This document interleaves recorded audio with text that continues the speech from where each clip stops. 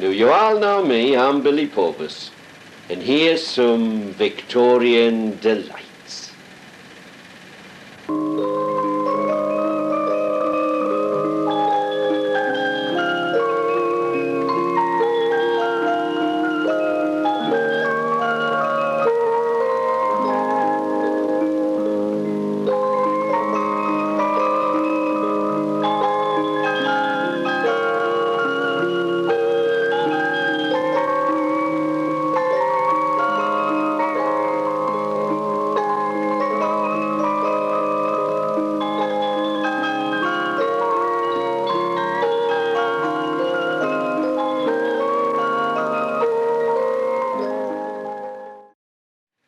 Oh, I know. What's this fella Joe Ging got to say for himself?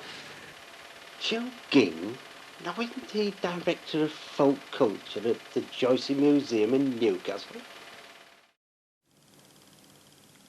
Welcome to Victorian Delights, or Saved from the Streets. An appropriate title for the Robert Wood collection, because it was literally saved from the streets by Robert Wood in the early 1960s. Robert was a historian in Hartlepool, and he wrote the definitive history of Hartlepool, and he described Hartlepool in the 1830s, West Hartlepool that is, as akin to a western town of the John Wayne type. And Old Hartlepool had been a fishing village for many years, and when the railway started in the northeast in 1825, they took off very, very rapidly indeed, so that Hartlepool became a very important port, and West Hartlepool began to be built. John Proctor, who was a printer, saw the opportunity of starting a new business in Hartlepool, began his business in 1834, and every first pull, that is the first item which he printed, he put on large spikes, and Robert Wood described these when he came across them as looking like big black Christmas trees. You can imagine when he found them in the early 1960s, how much dirt, pigeon droppings, rats had been at these. And he got them by a fluke, and he had gone into a shop which was run by a man called Orr, who had taken over this Proctor's business many, many years later, and he was having it all cleared out, and he discovered that these bills were being sold in the local pubs for £1 a time, and offered them all for nothing to Robert Wood when he discovered what an important historian he was. So Robert took them to his house, which was a large semi-detached Victorian house, and 2/3 of it was taken up by this collection, and he and his wife worked on it, and they must have really had a filthy place, because the bills, even some of them when I came across them, were in a shocking state. And in 1967 he sent a selection of these to Evans Brothers, and they brought out this wonderful book which was not a good seller in this country because it was too expensive, so they sold the rights to America. Robert made no money out of it. He wasn't bothered. He wasn't a greedy man. He was just interested in the history of Hartlepool. This book became very popular in America, and Harvard University was waiting to pounce to take yet another one of our treasures across the sea to America.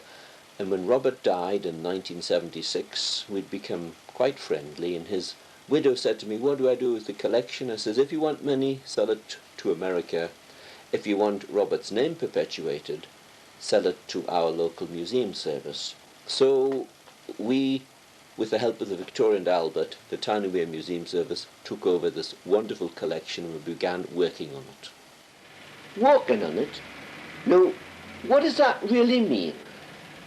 Continue.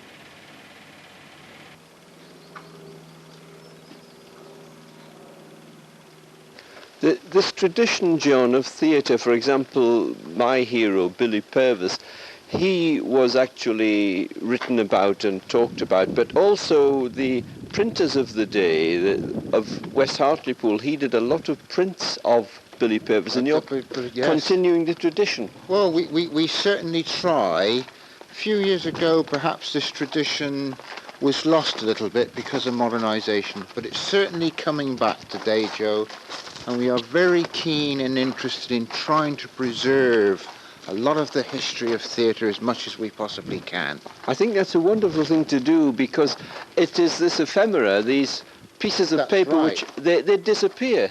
And it's people like yourself who are doing this who realise how valuable it is. You're laying down something for future generations. That's right, Joe. And this is why it's all part and parcel of the family history that we've enjoyed here for the last 60 years.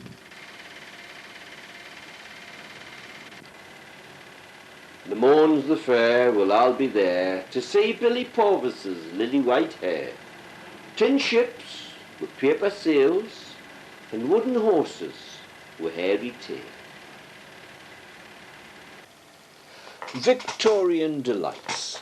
What a splendid title for the collection that Robert Wood saved from being destroyed. And on the front you can see a selection of the various posters in the book, including Saved from the Streets.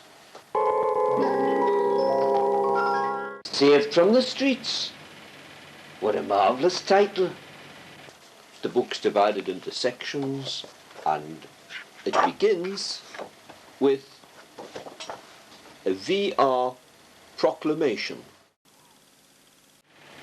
VR proclamation, whereas it has come to our royal ears, in my capacity as King of Jesters, perpetual President of the Funny Club, and Vice President of the Laugh and Grow Fat Society, that there are in this town numerous persons afflicted with the dumps, mumps, blues, and sighs, and one of them's not me.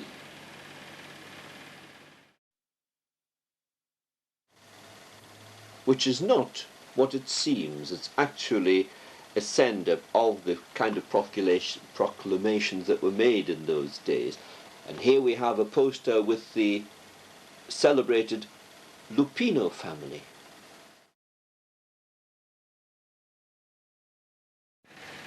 The Lupino family, who were they?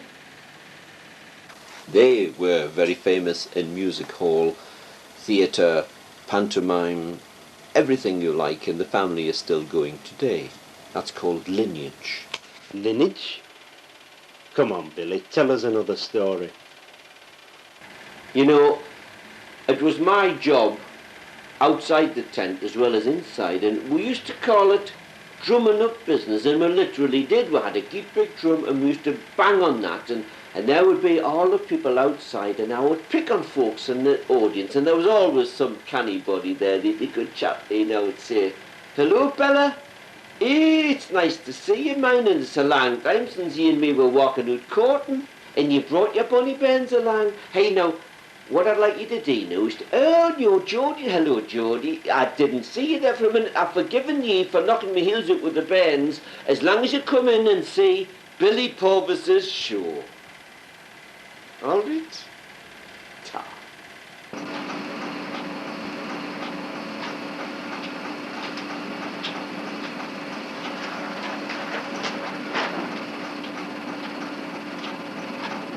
We have here the melodramas of the day.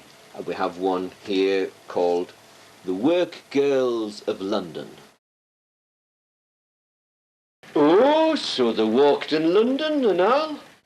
This was one way in which the emerging working class were able to find out about things that were happening in other parts of the country, to find that other people's lot was very similar to their own. We have here a selection of posters about a phenomenon of the period. We can't call them by the names they used to use in those days, like nigger minstrels and coons. We have to call them Ethiopian serenaders. Now, they never performed in music hall. Another important part of the scene was magic. Everybody's interested in magic.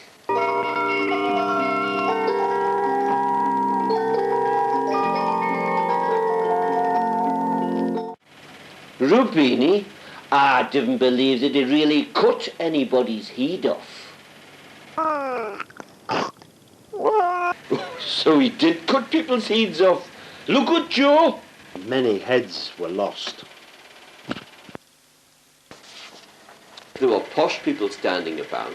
I used to have fun with them, you know. I used to invite them to come in to see the show, and I would say, would you like to come in and see the show? And if you did not want to be seen coming up over the front, you can always go round and enter through the back.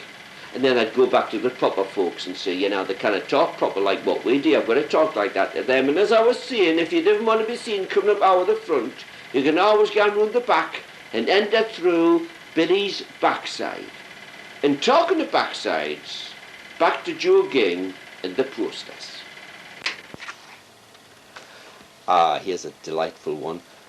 The brilliant crystal fountains, water, living, real nymphs. Nymphs in the whole of Hartlepool flocked to see them. They'd nought better to do. Nought better to do. Let's see the most interesting part of the collection. One of the great thrills in going through the Robert Wood collection was to discover a lot of material on the local clown, Billy Purvis. As you can see from here, he was claimed wherever he went as being their own property. This one says Old Billy Purvis of Sunderland. Hey, not so much of the old. In fact, he was born in Scotland but moved down to Tyneside when he was 2 years old, with his parents, of course. And he toured this area. He was born in the late 19th century and died in the 1850s in his 70th year. And he toured this area extensively. He couldn't go very far south because his accent was very broad indeed, but he was a very popular figure. And you can see from this poster, for example, we have at the top, he's giving a performance for the forgemen and workmen at Middlesbrough Ironworks. And as you go down the poster, he was a magician, apart from being a clown.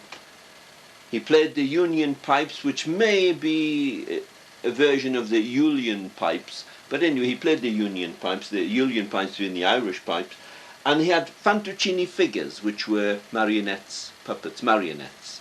And they had all the great characters from the Italian clowns, the Commedia dell'arte, including a mention of the Italian Scaramouche. Marvellous poster. And the admission prices, incidentally, were 1 shilling. That was a lot of money in those days. Backseat 6pence. Children 3p. Printer John Proctor, as usual. And here we have, positively, the last night. Hoi Jody, stop, it's Billy Purvis's benefit and Wednesday night, we're mun all gan. And this is Billy Purvis's benefit, and there's the classic melodrama, Black-Eyed Susan, and again his union pipes, and another play, Mother Redcap. Also local recitations. The shows in those days were really a potpourri, and Billy was the link figure between the strolling players, which he was, in music hall. He never actually performed as a music hall artist, but you could say that he set the scene so that when they came along, there was an audience ready, willing, and able to pay, because the working class by then were, although they weren't overpaid by any means, they did have a little money to spend on entertainment, which was sorely needed because of the dreadful conditions in which they lived. So we have the great Billy Purvis. Hey, did you hear that? Billy Purvis was the link figure, and I haven't got a link out of place. The ubiquitous Billy Purvis was the link figure between the strolling players and the established music hall. But what about that famous painting of Billy Purvis?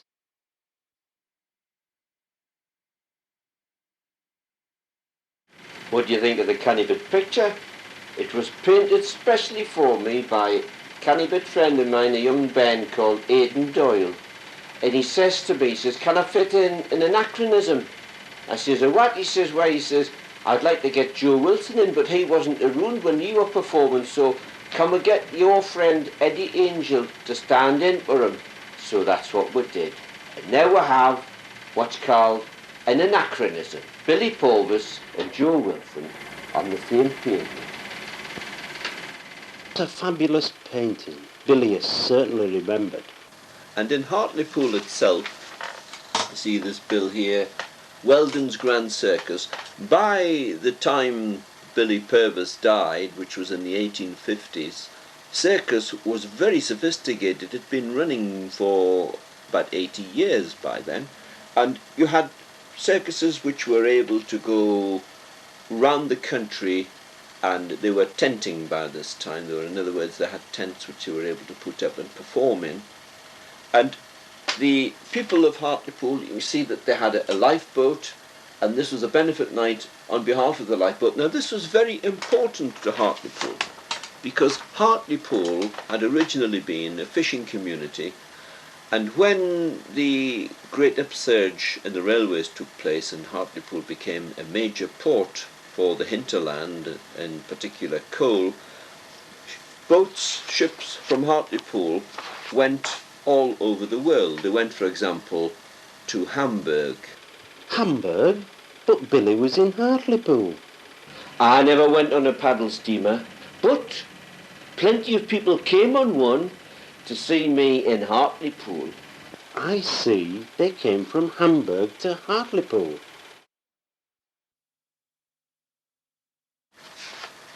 Hartlepool took off and became a very important town. By the end of the 19th century, it was the third most important port in the British Isles, and it's such a shame that it's gone the way it has. And Proctor realised, he was a very good businessman and a very hard-working man, and thanks to his industry and the fact that he saved everything, we have this unique record of a purely Victorian town, which West Hartlepool was. It began in the 1830s, and Victoria herself came to the throne in 1837, so you can say that the two developed together, her reign and this very important town of West Hartlepool.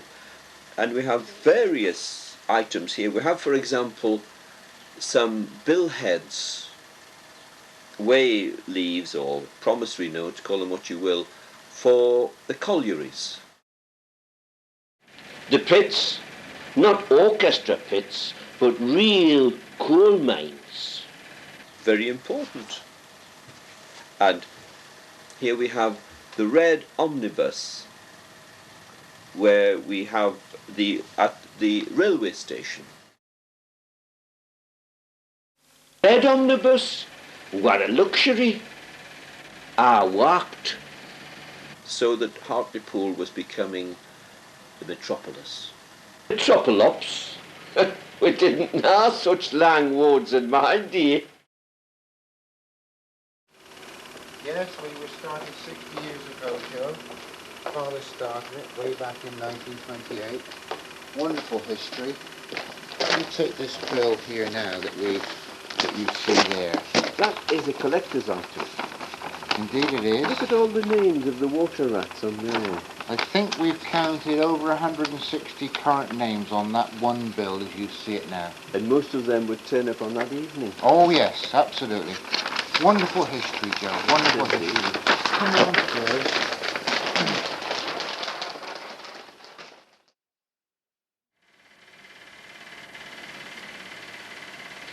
And what do you think of wee Billy here? Isn't he canny? It's a canny bit likeness, and all mine he's just been made. But wouldn't it be nice to think in about 150 years' time, when I'm no longer gone into fairs, that little Billy here will be keeping up the old tradition. What year, Billy? Do you think you'll still be around in about 150 years? I would like to think so.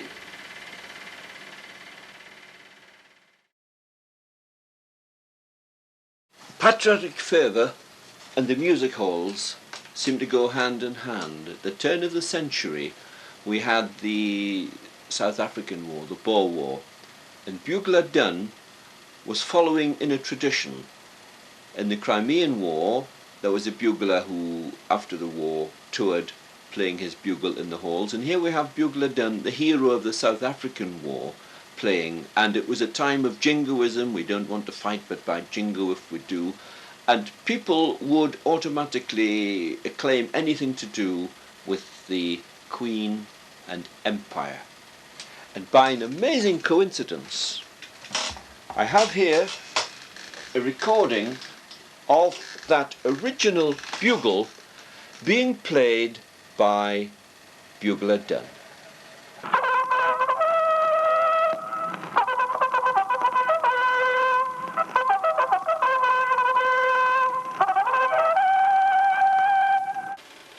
Bugler Dunn? Did you hear that, Billy? Call heard on an Edison phonograph, but I'd rather hear about the Ethiopian serenaders. I was talking about Ethiopian serenaders before, and here we have a wonderful example of a bill. And what have we here? Mr. Kite. I wonder how many Beatle fans there are out there who remember Sgt. Pepper's Lonely Hearts Club and a song about Mr. Kite. There he is in the Robert Wood collection. Isn't that marvellous? These could go on and on and on. I've been known to, in fact my friends think I'm a little bit of a bore this way. I could go on forever about this collection. There we have again Little Scott, a dancer, and a typical bill. Oh, here's a fascinating one. There you could spend half an hour talking about that one bill alone. Wonderful collection. And it's all thanks to an amazing man called Robert Wood, who saved it from being destroyed. I wonder what Billy Purvis would have made of all this. Made of all this? Why, it's wonderful. Victorian delights.